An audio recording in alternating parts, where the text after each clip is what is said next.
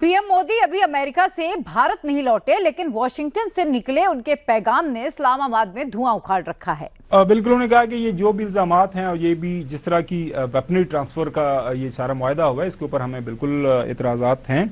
में ये बहुत खुशी मनाई जा रही है कि जो पैराग्राफ 32 है जॉइंट स्टेटमेंट का, उसमें मुंबई अटैक का भी जिक्र है और ये कहा गया है कि पाकिस्तान जो है मुंबई अटैक और पठानकोट जिन्होंने ये हमले किए भारत में, उन पर मुकदमा चलाकर उस मुकदमात को लॉजिकल एंड तक पहुंचाए।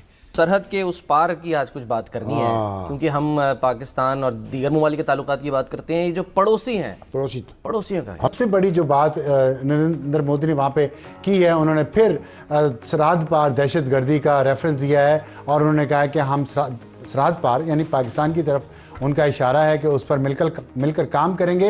इंडिया में इस वक्त कौन सी ऐसी दहशतगर्दी हो रही है जिसका इल्जाम पाकिस्तान पे लगाया जा रहा है, इसकी तफसीलात अभी हमें मालूम नहीं है। नमस्ते दोस्तों, आप देख रहे हैं भुवन सबर एवं। तो दोस्तों, प्रधानमंत्री नरेंद्र मोदी जी हाल ही में अमेरिका दौरे पर गए थे और वहां प्रेसिडेंट ट्रंप मुलाकात किए और दोनों ज्वाइंट प्रेस कॉन्फ्रेंस किए। भारत और अमेरिका की व्यापार पे चर्चा किए और डिफेंस डील बारे चर्चा किए और कई तरह बात चर्चा किए। पाकिस्तान को एक बयान पर मिर्ची लग गया है और पाकिस्तान पूरी तरह से बकलाए उठा है। जब ज्वाइंट प्रेस कॉन्फ्रेंस दौरान मोदी और ट्रंप ने स्टेटमेंट दिया तो दोस्तों, मोदी जी दहशतगर्दी और मुंबई अटैक बारे में कहा, आतंकवाद मुद्दा खत्म करने की कहा तो पाकिस्तान के सीधा छाती तिर लगा और पाकिस्तान मीडिया ये कहा पाकिस्तान तरफ इशारा कर रहे हैं और दोस्तों साफ साफ है कि पाकिस्तान इसमें शामिल था, इसलिए पाकिस्तान मीडिया को आग लगी है। बिल्कुल, उन्होंने कहा कि ये जो भी इल्जामात हैं और ये भी जिस तरह की वेपनरी ट्रांसफर का ये सारा मुआहदा हुआ है, इसके ऊपर हमें बिल्कुल इतराजात हैं। इसके अलावा उन्होंने ये भी कहा कि जो पाकिस्तान की खारजा पॉलिसी है वो तमाम ममालिक हमारे लिए अहम है। इसी तरह सफीरों की तैनाती के हवाले से उन्होंने कहा ये एक मामूल का मामला है। अमेरिका से गैर कानूनी तारकिन वतन की वापसी के मामले के ऊपर भी उनसे सवाल उन्होंने कहा कि जी जाहिर है कोई भी मुल्क नहीं चाहता कि वहाँ पे गैर कानूनी तौर पर तारकिन वतन रहें, तो वो दैट इज़ बिटवीन अस। लेकिन हसन, अगर हम ये देखते हैं इस वक्त प्राइम मिनिस्टर मोदी और प्रेसिडेंट ट्रंप की मुलाकात को और जो दैट इज बिटवीन अस, लेकिन हसन, अगर हम ये देखते हैं इस वक्त प्राइम मिनिस्टर मोदी और प्रेसिडेंट ट्रंप की मुलाकात को और जो हमारे रीजन के अंदर जो इस वक्त हालात वाक़यात बन रहे हैं, सर्टनली पाकिस्तान जो है हमेशा खटकता है इंडियन लॉबीज की आंखों में और being the soul super power in terms of हमारी जो न्यूक्लियर हमारी एबिलिटीज़ कैपेबिलिटीज़ हैं, तो वो भूलते नहीं है कहीं पे भी हो, पाकिस्तान उनको हमेशा याद रहता है। जी बिल्कुल ठीक कह रहे हैं आप, ये बात 100% दुरुस्त है। हिंदुस्तान का जो चेहरा है, मकरू चेहरा, वो दुनिया ने देखा है। स्टेट टेररिज्म ये खुद करते हैं, इल्ज़ाम पाकिस्तान के ऊपर लगाते हैं। आप देख लें कि जिस तरीके से कनाडा के अंदर उन्होंने जो है वो कत्ल करवाए और जिस तरीके से बाकी दीगर ममालिक के अंदर जो है वो अपनी इस किस्म की एक्टिविटीज़ जारी रखे हुए हैं। लेकिन एक बात समझने की ज़रूरत है कि अमेरिका का जो ये देखिए, जो मुशतरका अलामिया है, जो प्रेसिडेंट ट्रंप की और नरेंद्र मोदी साहब की मुलाकात थी, इसमें तो अमेरिका ने वही बातें की जो उसके नेशनल इंटरेस्ट में थी। यानी कोई हिंदुस्तान के साथ कोई ज़्यादा प्यार नहीं था, बल्कि चाइना के मुकाबले में एक जो है वो एक साइज वाइज जो बड़ा मुल्क है इस खत्ते के अंदर, जो वक्त पड़ने पर जो है वो इंगेज कर सकता है चाइना को या उनको किसी एक किस्म की आंखें दिखा सकता है, तो वो हिंदुस्तान है, पॉपुलेशन वाइज भी और साइज वाइज भी।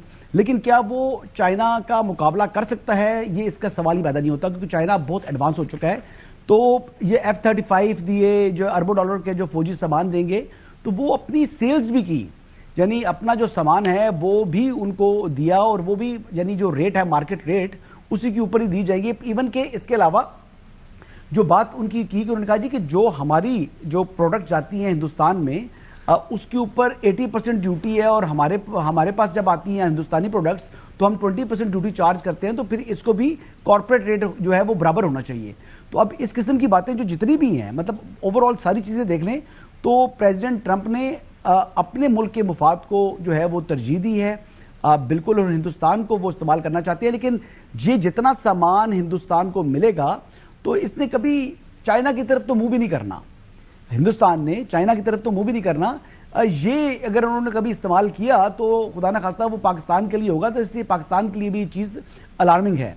एक तरफ आप देख लें कि जी हमारे जो मिसाइल प्रोग्राम्स हैं उसके ऊपर जो है सैंक्शंस लगाई जाती हैं, और दूसरी तरफ जो है जिस मुल्क के साथ हमारी कई जंगें हो चुकी हैं और हमारी कशीदगी आज भी कायम है, उसको आप इतना जो है वो भारी असला दे रहे हैं और साथ साथ आप उनको इतने जदीद जो है टेक्नोलॉजी के F-35 फाइटर जेट्स जो है वो दिए जा रहे हैं।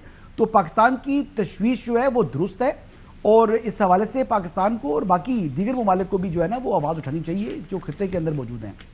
चलो इब्राहिम साहब, जब भी जो इंडिया की सतह से से कोई बंदा जाता है इस लेवल के ऊपर, जिस तरह प्राइम मिनिस्टर मोदी गए हैं और सीनियर लेवल के कोई मुज़ाकरात होते हैं, तो पाकिस्तान का जिक्र है वो करने से वो भूलते नहीं है। पाकिस्तान उनको हमेशा याद रहता है। जाहिर है पाकिस्तान के साथ जो भी पिछले 76 साल के साथ मामला है इंडिया के, वो सबके सामने है। अब ये जो इलामिया आया है भारी भरकम तादाद के अंदर, जो अमेरिका ज़ाहिर है वो अपने हथियार बेचता है, उन्होंने इंडिया को कहा ये खरीदें, वो खरीद रहे हैं, लेकिन साथ में वो हमारा नाम जरूर डलवाना वो याद उनको रह जाता है कि जी देखें पाकिस्तान ये करता है, पाकिस्तान वो करता है। तो पाकिस्तान तो हमेशा यही कहता है कि भैया कोई मसाइल हैं, मामलात हैं, हमारे साथ अक्रॉस द टेबल बैठें, कोई एविडेंस है हमारे खिलाफ लेके आए, हम बिल्कुल उसके ऊपर बात करने के लिए तैयार है। आपको अगर ये शक है क्रॉस बॉर्डर जो है टेररिज्म का, हम तो खुद इतने बड़े विक्टिम हैं दोनों तरफ से, हम तो पूरी दुनिया के सामने ये कहते हैं कि भैया आए यहाँ पे बैठें, देखें, मॉनिटरिंग करें और देखें हमारे साथ किस तरह की ज्यादती हो रही है। तो जो साहब ये जो नैरेटिव है ये कब और कैसे खत्म होगा?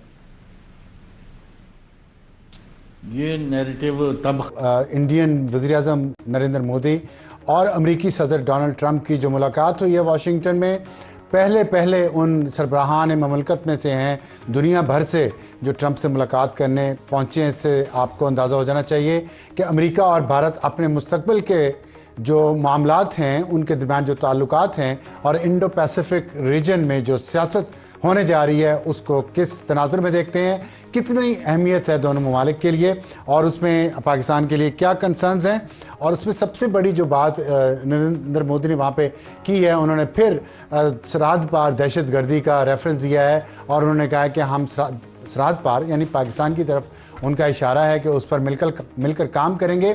इंडिया में इस वक्त कौन सी ऐसी दहशत गर्दी हो रही है जिसका इल्ज़ाम पाकिस्तान पे लगाया जा रहा है, इसकी तफसीलात अभी हमें मालूम नहीं है, लेकिन हम ये देखते हैं कि बलूचिस्तान में मुसलसल दहशत गर्दी हो रही है, पाकिस्तान के बलूचिस्तान में और खैबर पख्तूनख्वा में। देखें, ये जो अभी आपने इस पॉइंट पे बात की है, इसका असल में जो रीज़न है वो इकनॉमिक्स है। और इस वक्त जो इंडिया है वो दुनिया की इस वक्त, if I am not wrong, 5वीं बड़ी इकानमी है। You are right. जो 5वीं बड़ी इकानमी है और जिसका फॉरेन रिज़र्व इतना ज़्यादा है कि हम उसको अपने साथ एक्वेट भी नहीं कर सकते, तो फिर जितना वो कहते हैं ना पंजाबी में हिस्सा बकदर जुस्सा, अच्छा, तो वो जितनी बड़ी इकानमी है, जितने बड़े मुल्क से वो आया है।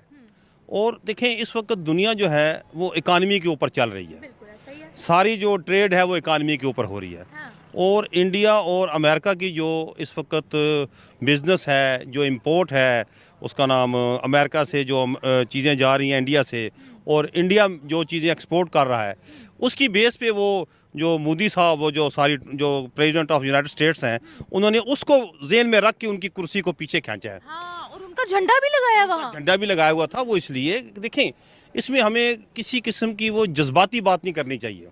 ये एक नॉर्मल बिहेवियर है। आप अपनी आई विल स्क्रैप योर अभी एक वज़ीर आज़म इतना प्रोग्रेसिव है कि हमारे चूँकि पॉलिटिकल स्टेबिलिटी नहीं है, नहीं है। हाँ, कंपटीशन हमें करना चाहिए। हमें जब ये चीज़ें नहीं होंगी तो फिर कहाँ हमने जाना? हमने कहीं भी नहीं जाना।